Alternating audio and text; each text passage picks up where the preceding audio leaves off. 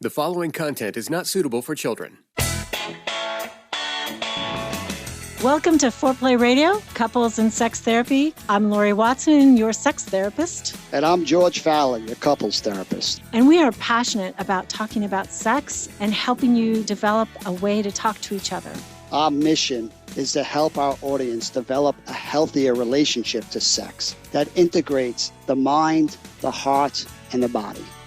For a great personal lubricant, please check out uberlube.com and use the coupon Foreplay to support us at the podcast. Thanks. Hey, G. Hey. How you feeling?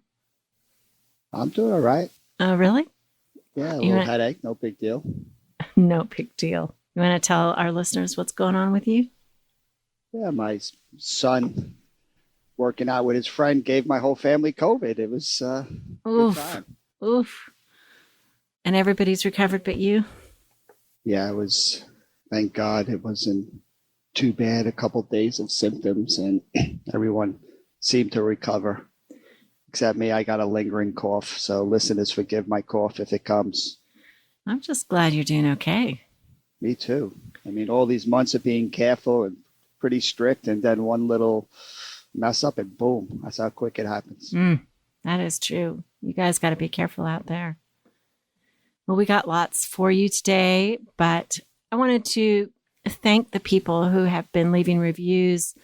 Somebody just left one. It says, "A life changer. I recently got into podcasts and happened to come across this podcast, and I can't believe I lived without it before. I've especially loved the episode about being intimate with a hot-tempered man and would love to explore that topic some more. This podcast is fun and comfortable. Thank you." Wait, I have one more comment about that hot-tempered man episode, and I'm going to read it to you, G. It says, "Whoa, George, just listen to the Hot-Tempered Guy podcast. That last little bit, whoa, let's take a jackhammer to the foundation of the house. Oscar worthy." So he really thought. I remembered the episode. We were talking about the hot-tempered guy and how that shuts down sex. Right. Anger, not the biggest turn on, right? Anger is not the biggest turn on, for Lack sure. Lack of safety. Lack of safety. So this is all on you, George. This, how the sexual pursuer represents himself and keeps, their own sexual needs alive, and how they should talk to their partner about this. How do we do that without making the partner feel pressured and causing the negative cycle to happen? How do we say, hey, this is what I like, this is what I need, and not let that die, even if our partner is maybe not so interested in all of those things? You got some good answers, buddy? I feel a withdrawal inside me coming out when you say it's all on me and I want to go away. So I'm not sure I have all the answers to this question. It's a dilemma, right? Mm-hmm. When people find themselves stuck in a negative cycle, they're stuck in dilemma. Their options aren't great. So does a pursuer say something which makes them feel like there's a chance things are going to change, but it comes across as being critical and shuts their partner down? Or do they say nothing at all, which means nothing's going to change, and they sit and fester in that kind of resentment? Mm-hmm. Right? Those are not two great options. So if we're going to get people out of a dilemma, we have to really be able to come up with a different move. And most of the time, that different move involves both people, right? To change a feedback loop, you got to get both people to do things a little bit differently. But I think the biggest part that we're focusing on with these sexual pursuers is to just be really explicit about their process. They know their partner's sensitive to criticism, so they really got to have a lot of affirmation in the feedback, in the kind of trying to talk about these conversations, and they got to make it really soft and vulnerable so that their partner hears that part of themselves, the longing, the wishing, without the disappointment. Right. And if they're doing that in a way that holds in mind the partner, it's a lot easier for the partner to hear it. So if I'm speaking to you and I'm saying, I so like the direction we're going, that we're getting better and better at talking about things, that, that does make me so hopeful. And, the last thing I want to do is every time these conversations come up that you get the message you're doing something wrong. And I'm really working on how to do that differently. And I'm also trying to do that in a way that stays true to like, I can still be myself and share myself with you. And I'm trying to find that balance that's better than the way I've done it in the past. Yeah. I do like what you are saying. It feels soft enough to me I don't feel defensive if I'm pretending to role play. And I mean, it's always a billion times easier in a role play. But as a sexual pursuer, right, I can feel the desire to go further than that, but I want to tell you X, Y, and Z about what I think about and what I fantasize about. And I somehow or another want some joy and excitement in you, not necessarily signing on the dotted line that that's what we're going to do, but I need some resonance within my partner of, I get that. I get how exciting that is to you. So can you do that? Can you make that palatable? I think there's a lot to be said with getting the withdrawer to have more agency here, right? More control over the outcome, that they're not just waiting for the criticism, that they can be a little bit more proactive. Like normally when I'm working with a couple, I try to get that withdrawer to be the one initiating the conversation. Say, hey, can one time this week you bring up the conversation? You kind of ask your partners kind of what's going on. There's something about seeing the opportunity and bringing it up that feels different than just waiting for it to happen. I agree. One of the things I tell my withdrawers is, are you going to have the conversation? And they say, yep, I'm going to have the conversation. I said, if you're going to have the conversation anyway, bring it up yourself, because then your pursuing partner feels like not forgotten, feels like you're remembering it, you're holding it in your mind, and they will feel better. And they might have to exaggerate, right? They might have to put an exclamation point on it, because a lot of times pursuers don't remember these things. So I like when the withdrawer is like, hello, I'm bringing up sex. I'm talking about it. I do this sometimes. What do you think? Like, and try to let them have a bit of fun with this, right? But that's why you need the withdrawer to be part of this change, right? Otherwise, they fall back into their positions. As we've been sorting out sex and emotions and thinking about what we're teaching in our classes, you've brought up that the sexual withdrawer has to make a behavioral change. And I've thought about this for the last couple of days since I talked to you. But doesn't the emotional withdrawer also have to make a behavioral change? You were saying, no, they just need to share their emotions. And it's so easy because these two people love each other, whereas it's so, maybe one person doesn't want sex or doesn't want as much sex. And so that becomes behavioral. But if I'm the emotional withdrawer, and maybe this is just splitting hairs, you guys, but if I'm the emotional withdrawer and I have to reassure my partner of my love, I have to use words. I have to do something. It's still behavioral, George. Absolutely. I don't remember the conversation, but you were in COVID fog. The corrective emotional experience comes about through a behavior. You have to be responsive. That response has to be put into action. A lot of times it's not words, it's the hug, it's the physical, it's the, empathy in the eyes. It's being impacted by your partner's pain. It's two people coming together and joining in that spot of vulnerability. So it's certainly a behavior. Yeah, and isn't it the same thing, though? I guess it is slightly different sexually, because the sexual withdrawer has to make a move, right? They have to come forward in some way, not necessarily even initiating sex, but like you mentioned, initiating a conversation about sex would be great. I think the sexual withdrawer can come forward and can engage behaviorally around their partner's vulnerability of what it feels like to be rejected, to be in a relationship with somebody who doesn't desire them. But ultimately, that the block around, can that withdrawer access their own desire, right? That's part of the work. Yeah, I think that's the biggest part for the sexual withdrawer. It's not enough to just do it. I mean, they have to get in touch with the erotic self. They have to explore some eroticism inside. I mean, without that complete block, if they have a complete block, it's never going to be satisfying to their partner. And that's the same thing that an emotional withdrawer is doing, right? They don't want to access their fears. They don't want to touch these parts of themselves. They don't want to do the work because they haven't had success. right? And we're Mm-hmm. trying to get them to notice these parts of themselves and be more responsive to themselves and fight for themselves in a different way because they deserve that. Mm-hmm. It's the same thing with the sexual withdrawal. I agree. They deserve to have an erotic life themselves. Life is so much better with sex, with touch, with that spicy part being alive. Right. Why settle for poor sex or no sex when there are tangible things that you can do to change that? Mm-hmm. And that's the frustration of the pursuer, that they know there are simple things that could happen. And when they don't happen, it kind of leaves them in this resentful, frustrated place. Mm-hmm. Right. So the withdrawal also given permission for that, like to not get so caught up in their own sense of failure, or criticism, or pressure, to keep their focus on their partner, walk in their shoes a little bit and just feel what it's like when you just want something to change. That's coming from a good place. You want better sex. You want more engagement, right? It's the pursuers are coming from a great place. It's just their method of delivering it doesn't work so well given that cycle. So both sides got to kind of change how they approach each other here. Mm-hmm. Pursuers, they are presenting to their partner a plan for more excitement between them. I mean, it's an adventure, and so they're brave enough to initiate. They're vulnerable enough to initiate, usually in the face of having been rejected quite a bit.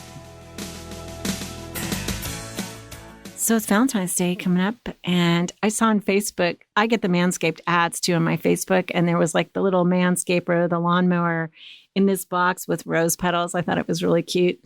But for Valentine's Day, it'd be a perfect gift, right? To buy our husbands and male partners the perfect package 3.0 so that they can be well groomed. Exactly. More men are doing this than I realize. Cosmo magazine just published a research that 69% of men trim their pubes.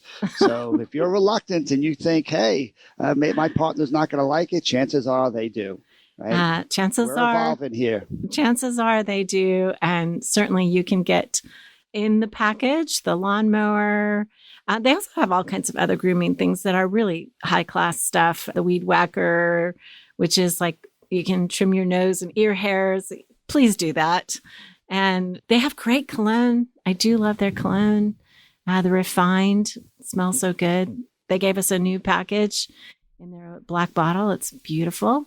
And I'm really picky about that kind of stuff, you guys. So definitely good. But there's a lot of fun things. I think the funniest thing that they offer is this little piece of pretend newspaper so that when you trim, the hair falls onto that, not onto the floor, so you can clean it really quickly.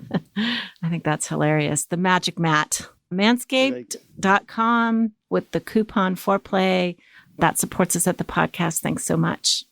Got a G-spot? Here's a sentimental one. Why do we close our eyes when we sleep, when we cry, when we imagine, when we kiss, when we pray? Because the most beautiful things in the world cannot be seen with your eyes. It must be felt with your heart. And another perfect gift for Valentine's Day would be Uberlube, right? A beautiful bottle of that at uberlube.com. And you get 10% off with that. If you want to have a great Valentine's Day, you need to order this perhaps a little bit early so that it gets to you right now. This is the week to order it if you want it before Valentine's Day for sure. Otherwise, you're going to have to pay for that rush delivery. And it's silicone-based, doesn't stain anything, doesn't create any allergies, taste-free and scent-free. And so you can use it in all kinds of different situations. We suggest definitely use it right at the beginning of the sexual experience. I had a woman who said, sometimes he touches me dry. I'm like, oh my goodness, you need to just put this on yourself really quickly. So uberlube.com with the coupon foreplay for Valentine's Day to make it really slick. A little squirt of Debs doesn't just work for her.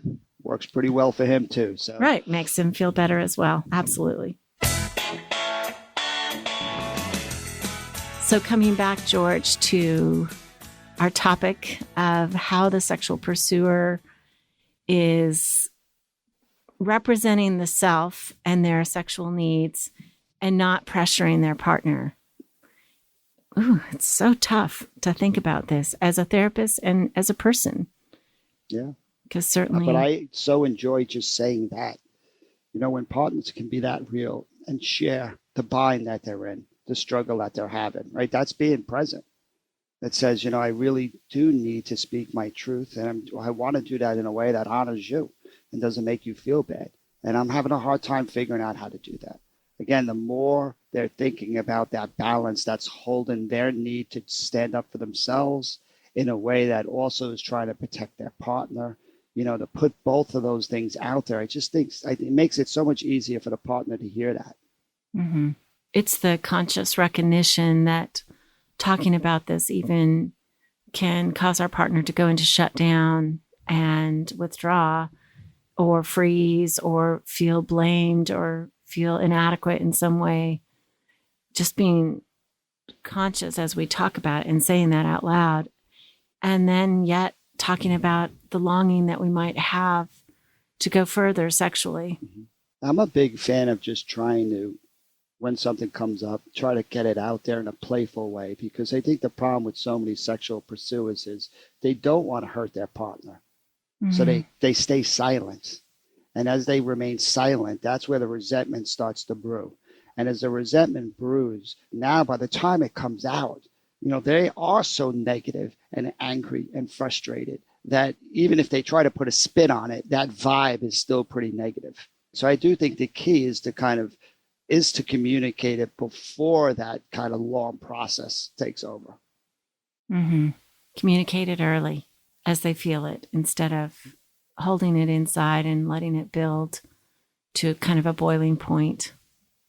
Yeah, maybe me and you can role play it. It's like, what would it look like early if I'm playing Joe, who's a sexual pursuer, and I'm passing my partner in the house, and my brain goes to a place that thinks, it would be great to have sex on the table right now, and just like that fantasy comes over. Chances are, if I say that out loud, my partner's not in a mood. They're in the middle of doing their things. And it feels, like a criticism, because now I'm asking them something that they're going to say no to. Mm-hmm. Right. So chances are, if I know that, I'm not going to say anything. And then all of a sudden, I kind of, that's these little hurts that happen that start to build that resentment. Mm-hmm. Right. So how could I say that in a playful way that says, hey, Laurie, I know this isn't realistic at all, but this idea of having sex on a table, that's where my brain just kind of went for a moment. Yeah. So am I role playing? Yes. Joe is married to Laurie here, or in relationship. Good. So am I doing a good one or a bad one? Do both. Let's see if we can see the difference. Help those withdrawers out there. All you ever think about is sex. I mean, God, it's the middle of the day. The kids are home. Are you freaking kidding me? Ouch. I'm hurting you. Yeah, I mean, that's going to go right to anger, right? That's going to go right to, because you never think about sex. That's the problem here. If I never bring it up, it'd be okay if we never had sex. Right? And it's just that's exactly what's so often. And every time that happens, it's training both of us to continue doing the same thing. You're going to be more defensive next time. I'm going to be more angry next time. Right. So we got to find a way of stepping out of that. Okay. So let's talk about sex on the table again. You go. I'll try to be good this time. All right. So You're Joe. Right. I'm doing it the same way. I mean, I was trying to do it. You were. No, that was good. I could do it in a critical way, but so this. I was walking down the stairs, and you were kind of doing your thing there on the computer on the table, and like my brain just went to how cool would it be to put that computer down and just throw you up on a table. And I get that's not realistic, and we're not doing that, but it's just I wanted to let you in. I think you're attractive, and it was just fun for me to think about that. Okay, I'm taking a deep breath, hon, and I know you find me attractive, and that I really do think is super reassuring, and I love that, you want me. That feels really good. There's this part of me when you say it that just kind of like clenches, and I don't want to be like that with you, but I can feel it in my stomach. I don't know. It's like it gets tight, and, I wish everything in me could be as free and uninhibited as that I could meet you there at some point And maybe I can get there. I want to be able to get there sometime. What can I do? What can I say? I love you. I think you're attractive. It's like my brain just doesn't quite move that fast. I want you to tell me, though. I want you to tell me the things inside that you think about, because I want us to work on this. And I need your energy. I mean, because my brain is not working that way, I definitely need your sexual energy in this relationship and in this equation. Without it, we're just not going to have any movement. And I know that. I don't have the testosterone. I get that. So can I give you a hug? I don't know if I can do it on the table right now. It's so much fun to do these role plays because they're less theoretical and they're more of a bottom-up process. So what I have coming up for me, and again, there's no right or wrong. What did you feel? We're trying the best we can. That whoever initiates the conversation, the emotion they're delivering it in, if their partner can meet them in that emotion, there's a better chance of having connection. So I was in a positive emotion of the fantasy and something playful. So to have a serious conversation about, not being able to breathe and get it wrong and, you still love me. It's like, wah, wah. Like it still feels to my nervous system like it's not what it's looking for. And again, you might not be able to get there, but for you to actually make a joke and say something like, yeah, who knows, maybe next week we could actually do that, right? And laugh at it or something like that, even though we're not doing it, that meeting me in that fantasy in a playful way is kind of what I'm looking for. So I don't know how realistic that is. Yeah, you needed a match in terms of energy and play. Yes. Like you needed a tone match. A tone match, exactly. Uh-huh. And she was... And I don't want this to always be serious. These conversations are too serious. Every time I bring it up, there's like this deep conversation around pressure and rejection. And like sometimes that's important. But sometimes I'm really just looking to laugh. I'm just looking to be playful, to not have it go anywhere, to just kind of connect for a second and say, yeah, that would be pretty cool. But I think you would be on the bottom of the table. I'd be on top. And like something like that just kind of, we both laugh and then go about our day. It would, I think, be so healthy for both of us to just have some success around these conversations. Under the table, we can make a fort with blankets so the children don't see us. There you go. I got to tell you, though, what came up for me, just as play acting, the sexual withdrawal, when you told me, you wanted a match. It was like, I really, as a sexual withdrawer, was trying to be as vulnerable as possible, like trying to really tell you what was on the inside of me. And I did feel that, oh my God, I got it wrong. Feeling. Which sucks. But that's why we're trying to increase the math scores, the percentages here. Right? If a pursuer is initiating a conversation around feeling rejected, that's where that vulnerability, that conversation that you came with is more likely to match, and we're going to connect there. If I'm initiating a conversation from a more positive, energetic, playful place, if you want to connect with me there, it's trying to tap into that side of you. Mm-hmm. And I hear this all the time that, sexual pursuers want flirt. They want flirt back. Even if it's not sex back, they do want that playful side to be part of the relationship. So I hear that. I hear that a lot. I think you're right on with maybe what this guy was wanting. Okay, let's do that one more time. I'll flirt back. All right. So I'm coming downstairs. Hey, you're looking good on that computer. Just let you in real quick. I mean, I had this fantasy in my head real quick. I know we're not doing it. It's no big deal, but I just figured I'd let you in because we're trying to kind of be more direct with each other. Like just kind of right now, I seen you on top of that table, me and you having some fun. Woo! That just kind of gives me a rush. I'll meet you here at midnight, baby. After the kids are in bed, how's that? No, that's too much. A lot better that's than too much. That's way too much. Saying, all right, get their partners to listen to this podcast. Sorry, I just couldn't help myself. The pursuer came out on you. What? That's right. What would I say? More flirt from you, I think would have worked. Like it was too tentative. And that's the problem. The pursuers have been shot down so many times. I know it. Have a lot of Oh my God, I know it. Yes. Yes, I hear that every day. So you gotta breathe, like flickering that flame. If you want more of it as a withdrawer, the kind of playful kind of, we gotta have some success with it. Mm-hmm. So what would be wrong with just laughing and saying, hey, who knows? One of these days might happen. Okay. That wouldn't be just teasing and frustrating. No, I think the acknowledgement that it's okay basically to have that fantasy. Like, I'm so expecting that fantasy to be, that's not realistic and be shot down. To just say, yeah, that's cool. Who knows? Mm-hmm. Okay. Like, that just kind of leaves it lingering. Okay, one more time. One more time. Say it again, and I'll try to come back with a withdrawer flirt.